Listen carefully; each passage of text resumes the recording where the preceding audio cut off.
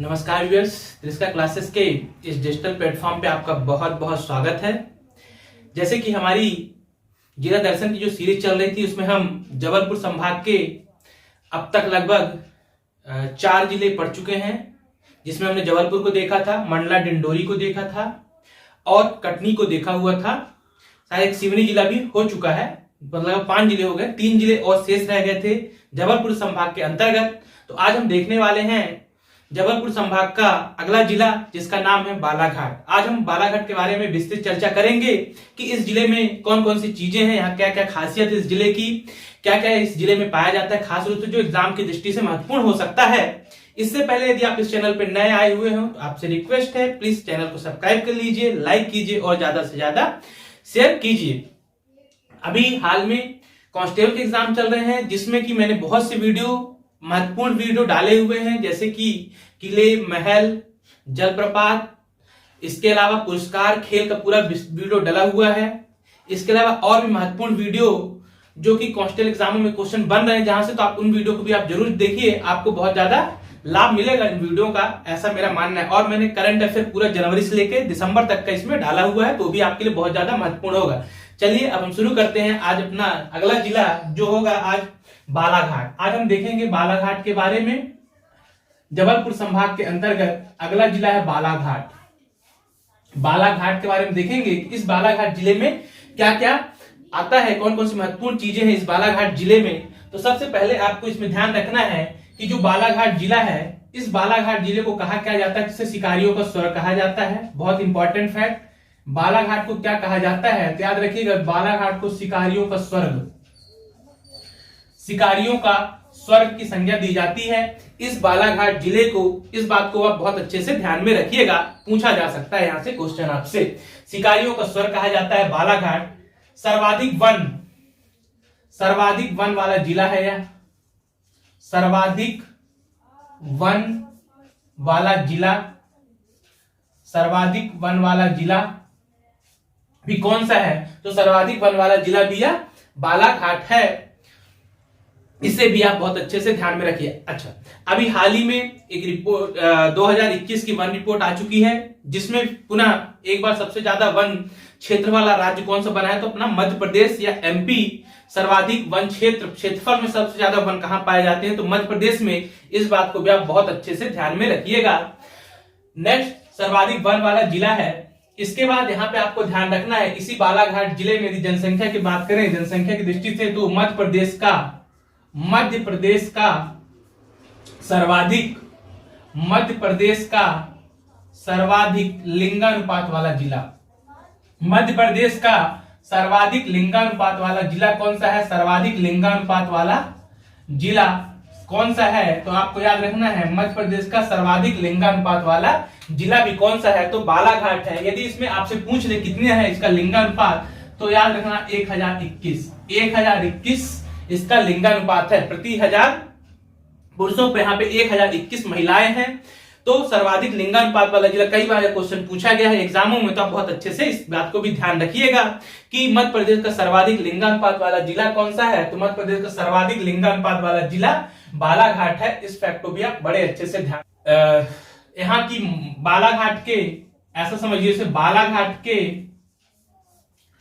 अगला, फिर बालाघाट के चिन्नौर चावल, बिल्कुल छपने वाला क्वेश्चन बन सकता है, बहुत ज्यादा इंपॉर्टेंट, इसे आप अच्छे से ध्यान रखिएगा। बालाघाट के चिन्नौर चावल की प्रजाति को, बालाघाट के चिन्नौर चावल की प्रजाति को जीआई टैग प्रदान किया गया, जीआई टैग प्रदान किया गया। इस फैक्ट को भी आप बहुत अच्छे से ध्यान में रखिएगा। कौन सी चावल का नाम पूछे तो आपका देखना, चिन्नौर चावल की प्रजाति है, जो कि बहुत ही ज्यादा सुगंधित चावल होता है, जो कि बालाघाट जिले में पाया जाता है। इसे हाल ही में दिसंबर में क्या किया गया, जीआई टैग अर्थात जियोग्राफिकल इंडिकेशन, या उसे हम हिंदी में कहते हैं भौगोलिक संकेतक, यह प्रदान किया गया है इसी जीआई बालाघाट के चिन्नौर चावल की प्रजाति को। दूसरा फैक्ट इसमें और याद रखना है, जो जीआई टैग जो मिला है चावल को, तो यह मध्य प्रदेश का कृषि क्षेत्र में पहला जीआई टैग है। मध्य प्रदेश में कृषि क्षेत्र का पहला जीआई टैग है, इसे भी आप बहुत अच्छे से ध्यान रखिए। यह फैक्ट भी आपसे एग्जामों में पूछा जा सकता है। यदि आपको और जानना है कि मध्य प्रदेश की कौन कौन सी ऐसी वस्तुएं हैं, चीजें हैं जिन्हें जीआई टैग प्रदान किया गया है, तो मैंने एक सेपरेट वीडियो मध्य प्रदेश के प्राप्त जीआई टैग प्राप्त वस्तुएं, इस विषय पे एक वीडियो सेपरेट बनाया हुआ है, तो आप उसे जाके जरूर देखिए, वह भी आपके लिए बहुत ज्यादा इंपॉर्टेंट हो सकता है। अगला फैक्ट देखते हैं। इसके बाद यहाँ पे पाए जाते बालाघाट जिले में पाया जाता है, इसे मैग्नीज की नगरी कहा जाता है, तांबा नगरी या मैग्नीज नगरी कहा जाता है। तो बालाघाट को मैग्नीज नगरी, मैग्नीज खनिज पाए जाते हैं तो मैग्नीज नगरी के नाम से जाना जाता है, मैग्नीज नगरी के नाम से भी जाना जाता है।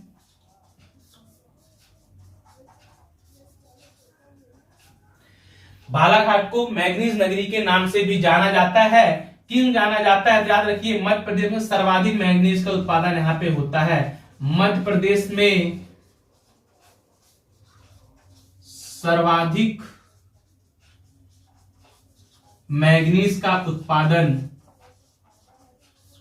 कहां होता है? तो आपको याद रखना है, बालाघाट जिले में होता है। इस कारण इसे क्या कहा जाता है? इस कारण इसे मैग्नीज की नगरी भी कहा जाता है। यह मैग्नीज कहां पाया? तो भरवेली। कहां पाया जाता है? तो भरवेली की खदान में, भरवेली की खदान, भरवेली की खदानों से इस मैग्नीज को प्राप्त किया जाता है। भरवेली की खदान से यह मैग्नीज प्राप्त होता है। ये भी याद रखिएगा, भरवेली की खदान कई बार पूछा गया है। इसकी और एक खासियत याद रखना है इस भरवेली की खदान के बारे में, यह एशिया की सबसे बड़ी भूमिगत खदान है मैग्नीज की। एशिया की सबसे बड़ी भूमिगत खदान है मैग्नीज की। ठीक, मैग्नीज की एशिया की सबसे बड़ी भूमिगत खदान है किसकी? मैग्नीज की, जिसका नाम क्या है? भरवेली है। और ये भरवेली कहां पे है भरवेली की खदान? तो यह आपको याद रखना है, यह बालाघाट जिले में है भरवेली की खदान। इस बात को भी आप बहुत अच्छे से ध्यान में रखिए। इसके बाद आपको ध्यान रखना है अगला, इसी बालाघाट में पाया जाता है क्या? अगला फैक्ट आपको रखना है, बालाघाट में क्या पाया जाता है? तांबा। सर्वाधिक तांबा मध्य प्रदेश में कहां पाया जाता है? तो आपको याद रखना है, मध्य प्रदेश में जो सर्वाधिक तांबा मध्य प्रदेश में कहां पाया जाता है? तो आपको याद रखना है, मध्य प्रदेश में मलाजखंड स्थान है। यहां मलाजखंड में सर्वाधिक तांबा या कॉपर, तांबा पाया जाता है। अगला फैक्ट आपको ये भी ध्यान रखना है कि मलाजखंड किसकी खान है, ये भी पूछा जाता है। तो याद रखिए, मलाजखंड तांबे की खदान है। इस बात को भी आप याद रखिए, यह तांबे की खदान है। और मलाजखंड कहां पाया जाता है? मलाजखंड तांबे की खदान है। यह मलाजखंड कहां, किस जिले में आता है? तो ये भी बालाघाट में आ जाता है। इस बात को भी आप ध्यान में रखिए ना है आपको अच्छे से कि मलाजखंड तांबे की प्रसिद्ध खदान है जो कि बालाघाट जिले में आती है। इसके अलावा और क्या फैक्ट आपको ध्यान में रखना है? तो इसके अलावा तांबे के लिए प्रसिद्ध है, इसके अलावा यहाँ पे वन राजकीय विद्यालय है, वन राजकीय महाविद्यालय भी कहां पे है? तो वन राजकीय महाविद्यालय भी इसी बालाघाट जिले में है। यह एक नक्सल प्रभावित क्षेत्र या जिला भी आता है बालाघाट, इसलिए यहाँ पे एक जोन अलग से आईजी जोन भी बनाया गया इस बालाघाट जिले में। इस बात को भी आप बहुत अच्छे से ध्यान में रखना है आपको। इसके अलावा आपको ध्यान रखना है कि इसके अलावा क्या ध्यान रखना है? इसके अलावा आपको ध्यान में रखना है कि मध्य प्रदेश में सर्वाधिक तालाबों के द्वारा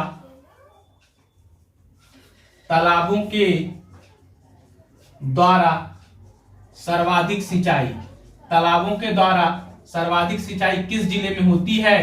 तो तालाबों के द्वारा सर्वाधिक सिंचाई इसी बालाघाट जिले में होती है। इसके अलावा आपको याद रखना है बेनगंगा नहर भी किस जिले में स्थित है? बेनगंगा नहर भी कहां है? यह भी बालाघाट में है बेनगंगा नहर। इस फैक्ट को भी आप बड़े अच्छे से ध्यान में रखिएगा। बेनगंगा नहर कहां पे है? तो यह बालाघाट जिले में है। इसमें क्या खासियत और याद रखनी है? यह मध्य प्रदेश की पहली नहर है। मध्य प्रदेश की पहली नहर है कौन सी? बेनगंगा नहर। इसे भी आप बड़े अच्छे से ध्यान रखिए, जो कि बेनगंगा नदी पर बनी हुई है। जो कि मध्य प्रदेश की पहली नहर है। इस फैक्ट को भी आप बहुत अच्छे से ध्यान में रखिएगा। इसके अलावा बांस, सबसे ज्यादा जो बांस कहाँ पाए जाते हैं, अगला फैक्ट आपको बालाघाट के बारे में याद रखना है। सर्वाधिक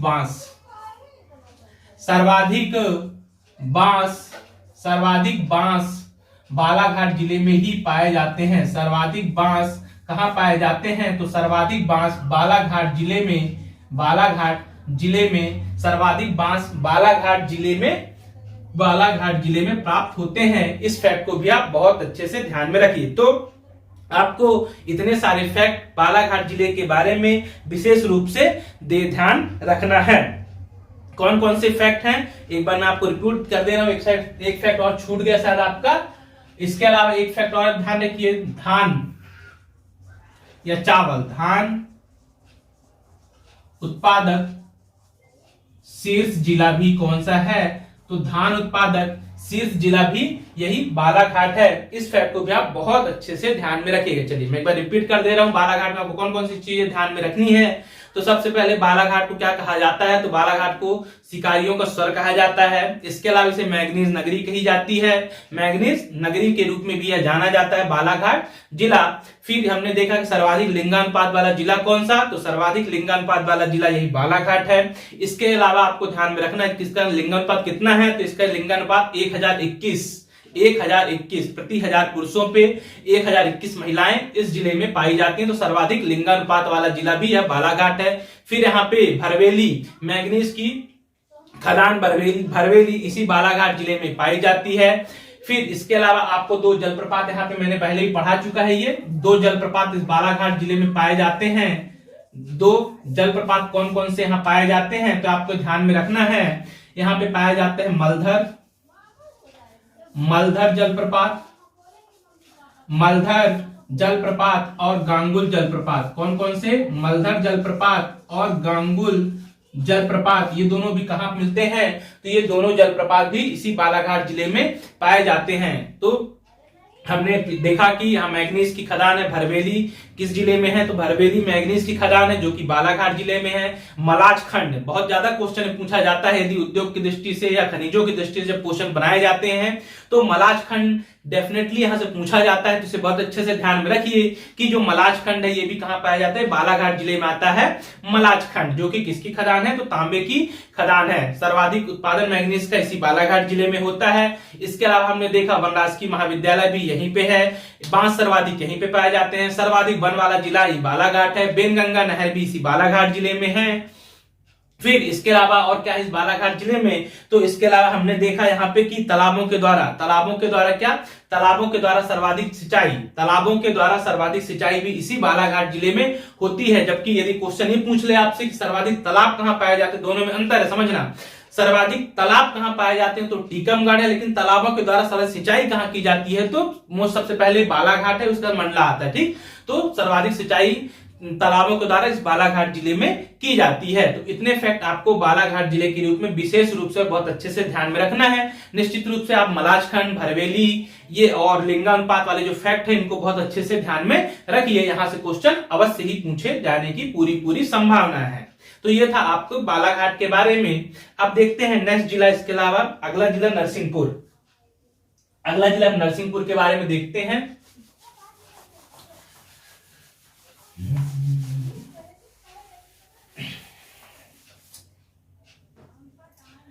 नेक्स्ट जिला है आपका अगला नरसिंहपुर। ज्यादा इसमें फैक्ट नहीं, आपको 5 से 6 फैक्ट बस याद रखना है नरसिंहपुर के बारे में कि नरसिंहपुर जिले में क्या क्या है, विशेष रूप से आपको ध्यान में रखना है। तो सबसे पहला फैक्ट ही आपको याद रखना है यहाँ पे नरसिंहपुर के बारे में कि यह गन्ना उत्पादक शीर्ष जिला है।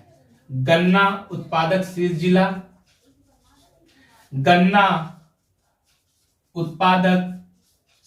जिला कौन सा है, तो गन्ना उत्पादक शीर्ष जिला कौन सा है, नरसिंहपुर है। गन्ना अनुसंधान केंद्र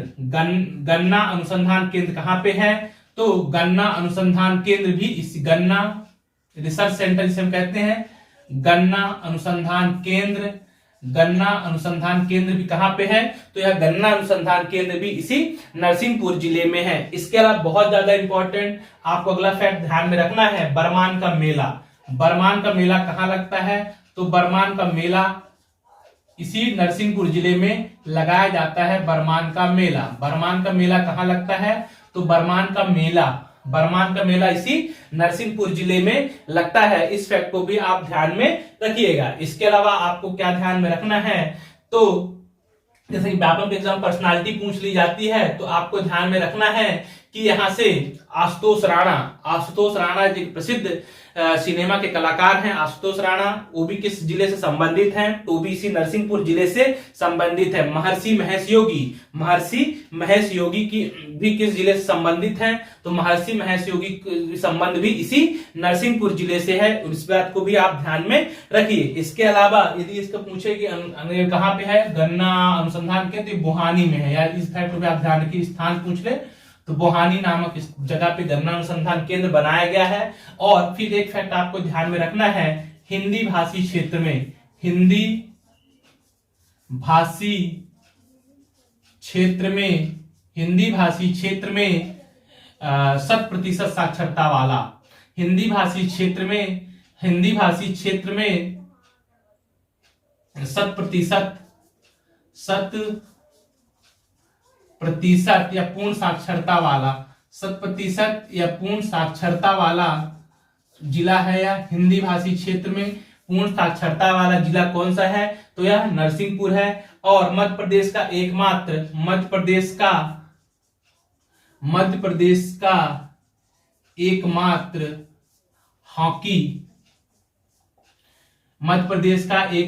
हॉकी का हॉस्टल भी कहां पे है? मध्य प्रदेश का एकमात्र हॉकी हॉस्टल भी इसी नरसिंहपुर जिले में है। इस बात को भी आप बहुत अच्छे से ध्यान में रखिए। तो आपको नरसिंहपुर जिले के बारे में 3 से 4 फैक्ट बहुत अच्छे से ध्यान में रखना है, क्योंकि छोटा जिला है। यहाँ पे सबसे पहले आपको ध्यान में रखना है कि गन्ना अनुसंधान केंद्र, कई बार क्वेश्चन पूछा गया है। तो गन्ना अनुसंधान केंद्र कहाँ पे? तो नरसिंहपुर जिले में है। कहाँ स्थान पूछे तो बुहानी आपको याद रखना है। सर्वाधिक गन्ना उत्पादन वाला जिला है या नरसिंहपुर। मेले की दृष्टि से बात करें तो बरमान का मेला, कई बार एग्जाम पूछा गया है। तो बरमान का मेला कहाँ लगता है? तो बरमान का मेला इसी नरसिंहपुर जिले में लगता है। इस फैक्ट को भी आप बहुत अच्छे से ध्यान में रखिए। इसके अलावा हिंदी भाषी क्षेत्र में 100% साक्षरता वाला जिला कौन सा? तो नरसिंहपुर है। और इसके अलावा हमने देखा कि मध्य प्रदेश का एकमात्र हॉकी का हॉस्टल कहां पे खोला गया था? तो मध्य प्रदेश के एकमात्र हॉकी का हॉस्टल इसी नरसिंहपुर जिले में खोला गया था। महर्षि महेश योगी का संबंध इसी नरसिंहपुर जिले से रहा है।